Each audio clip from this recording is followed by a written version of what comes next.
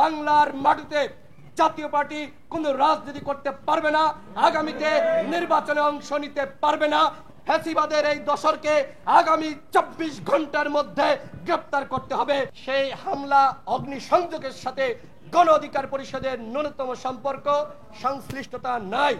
GM কাদের তারা যখন 24 সালে নির্বাচন করে, আপনারা খেয়াল করবেন তাদের পোস্টারে লেখা যে আওয়ামী লীগ সমর্থিত এবং জাতীয় পার্টি মনোনীত, অর্থাৎ এরা ফ্যাসিবাদের একনিষ্ঠ দশর। বাংলার মাটিতে জাতীয় পার্টি কোন রাজনীতি করতে পারবে না, আগামীতে নির্বাচনে অংশ নিতে পারবে না, এইটা আমাদের স্পষ্ট বক্তব্য। আমরা এর মানে এই নয় এই গণতান্ত্রিক আন্দোলন আমরা কোনো স্যাবোটেজের পর্যায়ে নিয়ে যাব।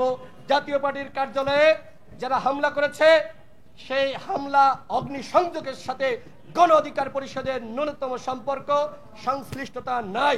সুতরাং শামীম হায়দার পাটোয়ারি গণ অধিকার পরিষদকে যে নিষিদ্ধ দাবি করেছে, আমি সরকারকে বলবো ফ্যাসিবাদের এই দশরকে আগামী 24 ঘন্টার মধ্যে গ্রেফতার করতে হবে। জিএম কাদেরকে গ্রেফতার করতে হবে। রাশেদ খান মেনন, হাসানুল হক ইনু গ্রেফতার হয়েছে, কিন্তু এখনো পর্যন্ত জিএম কাদের কেন গ্রেফতার হচ্ছে না?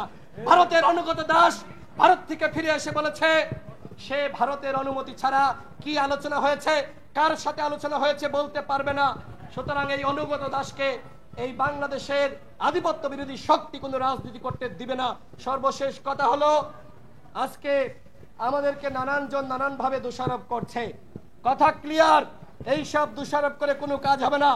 এই ফ্যাসিবাদের বিরুদ্ধে, ফ্যাসিবাদের দোসরদের বিরুদ্ধে যে লড়াই শুরু হয়েছে, এই লড়াই যতক্ষণ না পর্যন্ত এই ফ্যাসিস্ট এবং তার দোসরদের বিনাশ হবে, গণ অধিকার পরিষদ রাজপথে থাকবে।